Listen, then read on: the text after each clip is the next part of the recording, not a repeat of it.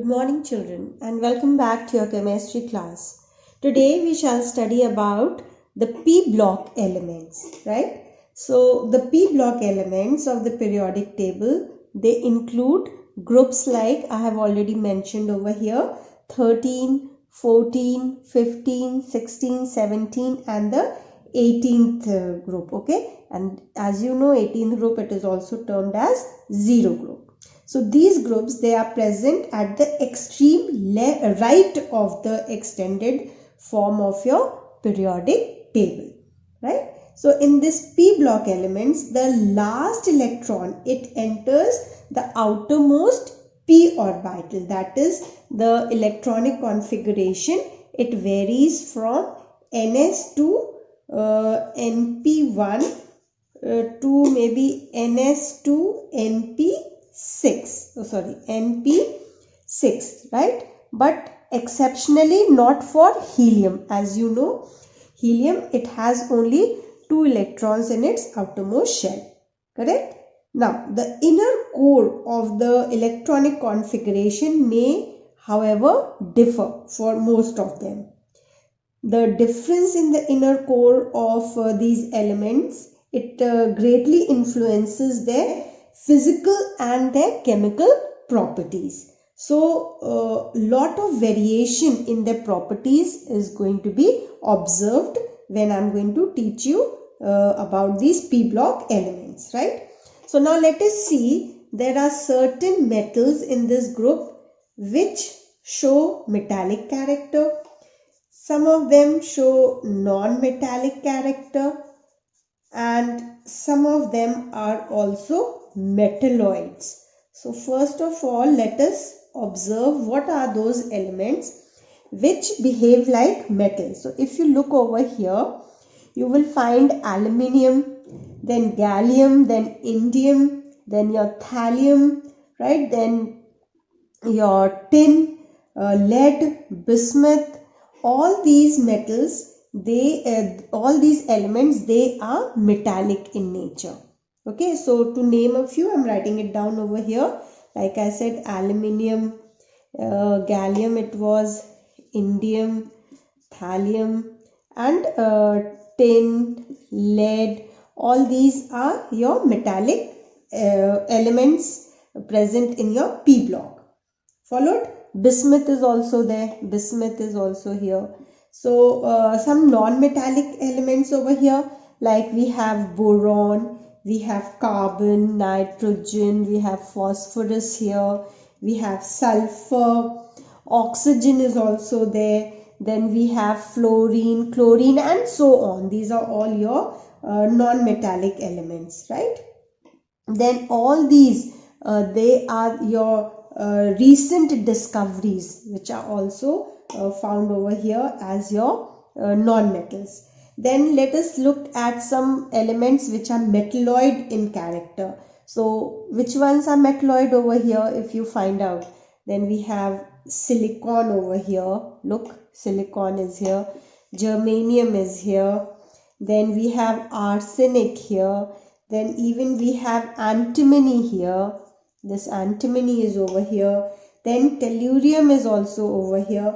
So all these are your metalloids. So these are also found in this p block elements. Clear?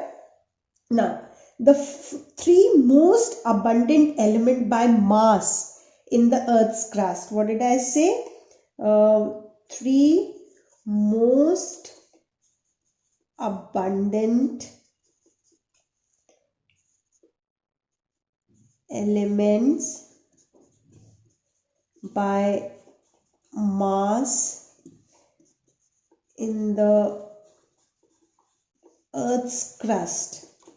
What are they? They are like your oxygen, which is 4.5%. Okay, then we have silicon, which is approximately 27.2%, and we have aluminium also, which is approximately 8.3%. Let me write it down again. 8.3%. Clear? So these are the most abundant elements by mass in the Earth's crust. Which one did I say? Oxygen, which is 4.5%, silicon, which is 27.2%, and even aluminium, which is 8.3%. Right?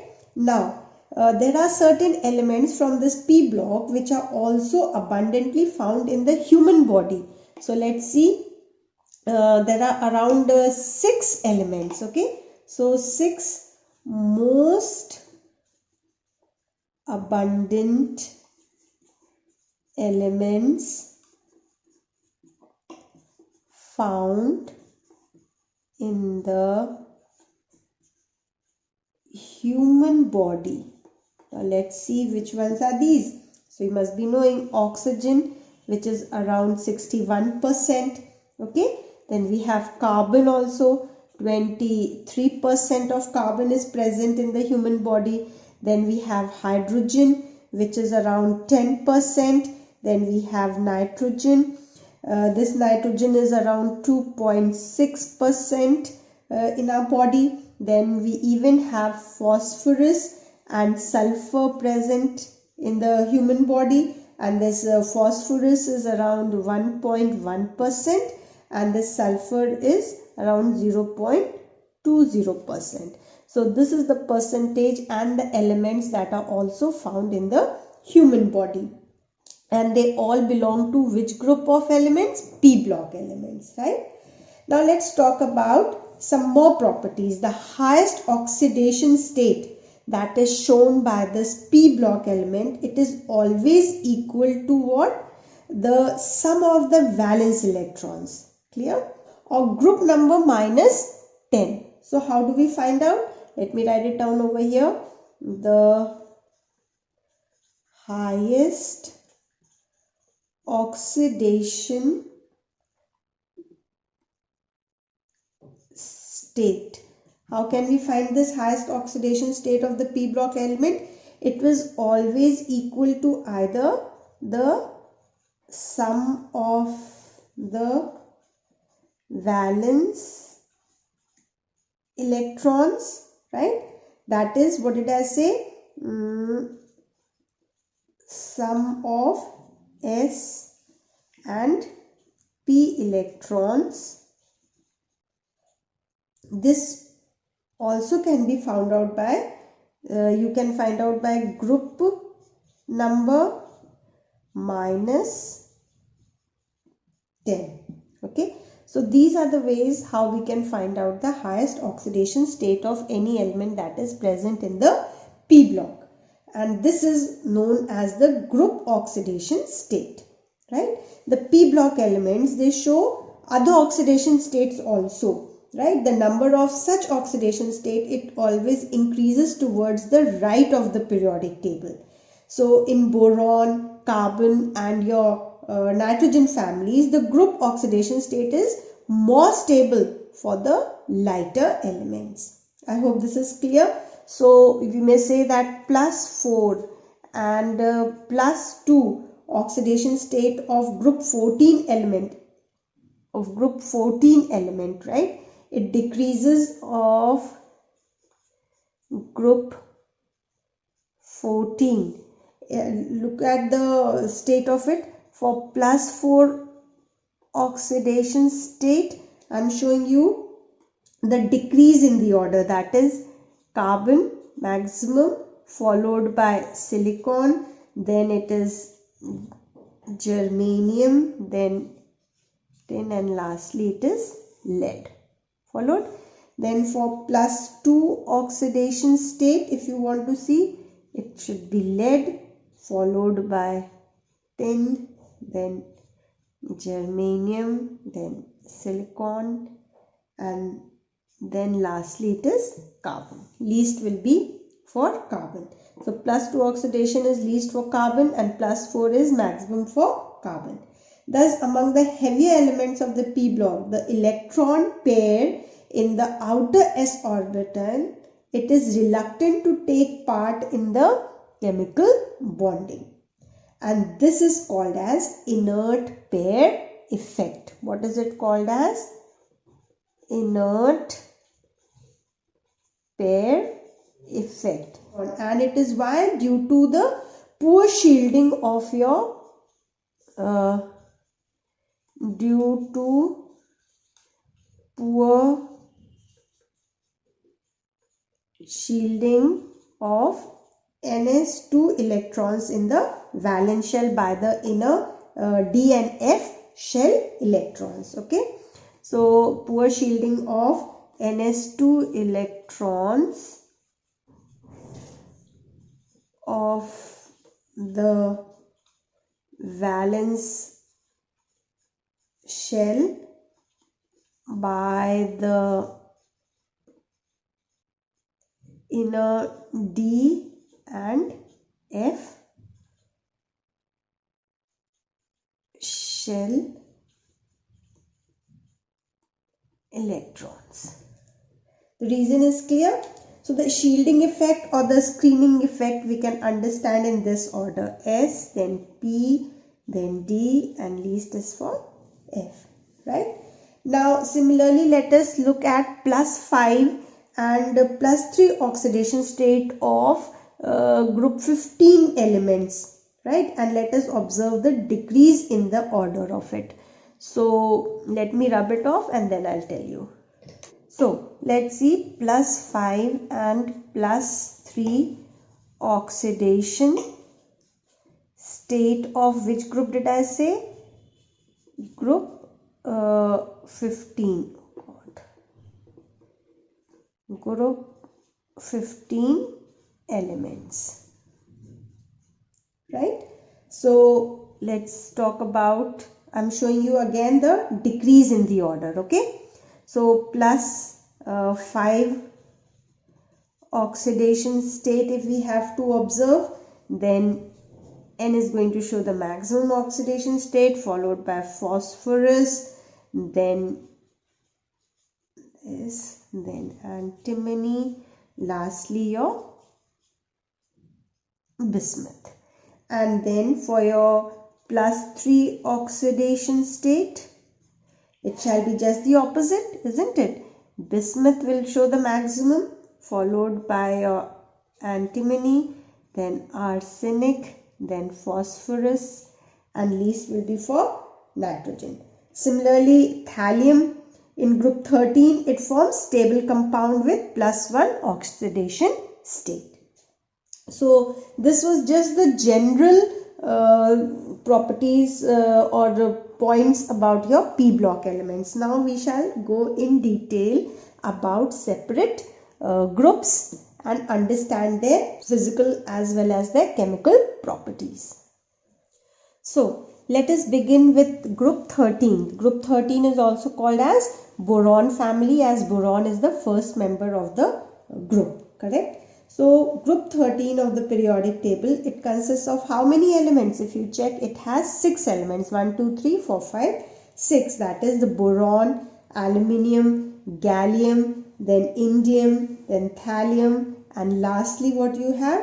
An antrium. This is the, as I told you, the recent discovery. Okay. So over here, boron, it is your non-metal. Okay. I had already told you before. Aluminium, which is the next one, it is a metal but shows many chemical properties which are similar to boron. Okay, then we talk about gallium, indium, thallium. They are exclusively metallic in character. They are metallic in character. Metallic. Oh, aluminium is also there. But basically these are exclusively metallic, and this is your non-metal. I hope till here it's clear. Boron, mainly it occurs as orthoboric acid, right? How does boron generally occur as? You must have read this acid, H3BO3. What is this called as? Orthoboric acid. So generally it is found in this form, or also you must have heard of this name, borax. What is that? Na2B4O7. let me write out here, dot 10H2O. This is your formula of borax, right? Another compound that exists is called as zernite. The formula for this is Na2B4O7, and only 4 molecules of water are present over here. Then it is called as zernite. And what do we know about aluminium? This was about boron. Now aluminium, it exists as bauxite. Have you heard this ore? Bauxite. What is the formula of it? Al2O3.2H2O. And also another one, if you have heard of cryolite. What is the formula of this cryolite? Na3Alf6. So this is how they occur or found in the nature. Now we are going to talk about the atomic and the physical properties. So now let us understand about the atomic and the physical properties of this boron family, right? So we are going to first discuss about the electronic configuration of the boron family. So look at this. Firstly, I should tell you the outer electronic configuration of these elements is Ns2np1, right? So now let us see for boron. Boron atomic number is 5. So configuration goes like this: helium, the inert core, then 2s2, 2p1. Then let's talk about aluminium, which is atomic number 13. It is neon, 3s2, 3p1. So what did we see in these two? The boron and the aluminium, they have noble gas core, right, plus Ns2np1. Now let's look at gallium. Gallium atomic number is 31. So let's configure 31. It is the inner core is your inert gas, then 3d10, 4s2, 4p1. And then if we talk about indium, whose atomic number is 49, and let's configure this. It is the inner core inert gas is krypton, then 4d10, 5s2, 5p1. Let's talk about thallium, which is atomic number is 81. So over here the inner noble gas core will be xenon. Then this is thallium, it is 4f14, 5d10, 6s2, 6p2. Okay, so now if you look at this, gallium and indium, they have noble gas core, then they have 10d electrons, correct, and followed by Ns2np1. And thallium, if you see over here, it has a noble gas core plus 14f electrons plus the 10d electron core, and then followed by Ns2np, this should be np 6p1. So I hope the electronic configuration is clear. Now let's talk about the second point, that is atomic and ionic radii, right? So moving down the group from your boron to thallium, the atomic as well as the ionic size, it increases, right? However, the gallium, it has low atomic radius. Than aluminium. Why so? Because in going from aluminium to gallium, the penultimate d orbitals, if you see over here, from aluminium to gallium, the d orbitals, they are filled in first, right? The d block filled in first rather than 4s2 or 4p1, which is not seen in aluminium, right? So the d orbitals, they do not screen the nuclear charge in an effective manner due to the large size of d orbitals. Therefore, the electrons in the outermost shell of gallium, they experience greater force of attraction towards the nucleus than the aluminium, which causes decrease in the atomic size or atomic radii of gallium. I hope this is very clear to all of you. Now, next we talk about the third point, that is ionization energy.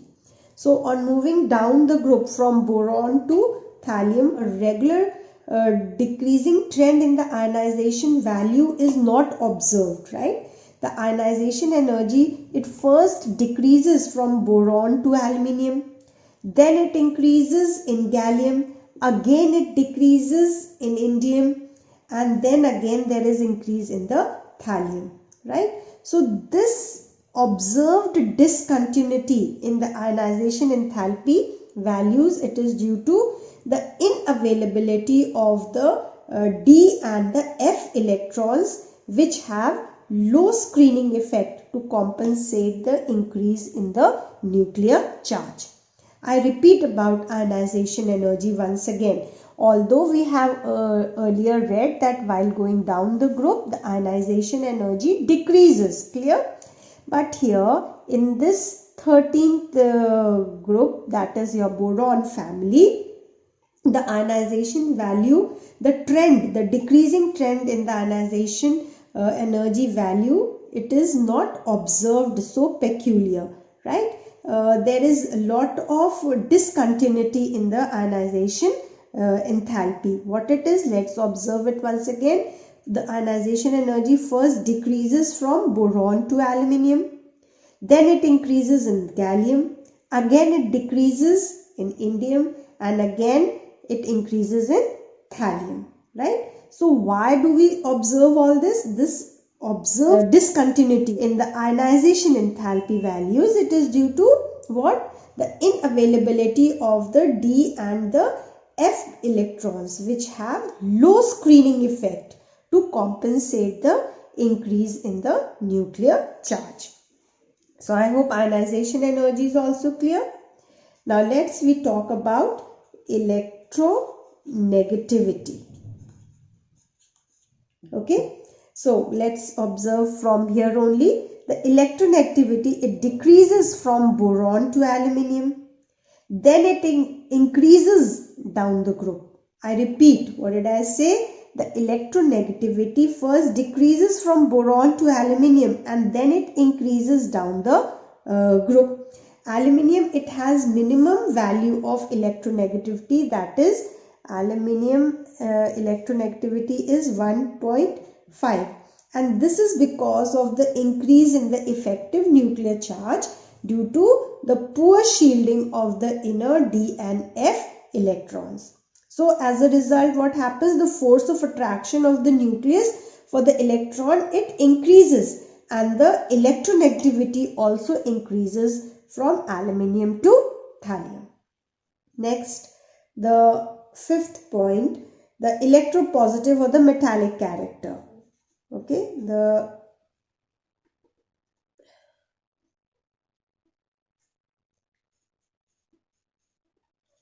metallic character, or what we say, the electropositive character. Let's understand this. The elements of group 13, they are less electropositive as compared to the elements of group 1 and 2. Okay, why? Due to their small size, and they have higher ionization energy than group 1 and 2. So the electropositive character, it increases from boron to aluminium, and then it decreases to thallium. Now let's talk about the next point, that is the melting point and the boiling points. So there is no regular trend in the melting point, right? Gallium, as you know, it is liquid at room temperature with melting point of around 303 Kelvin. Gallium, it is liquid at room temperature with melting point how much? 303 Kelvin, right? The melting point, it decreases from boron to gallium and then it increases, decreases and then it increases. Now talking about boiling point, it decreases regularly on going down the group. Boron, it has unusually high melting point due to very strong crystalline lattice. Okay, boron, it has high melting point. Why? Due to strong crystalline lattice. Boron has high melting point due to strong crystalline lattice. Another point that I would mention over here, that is density.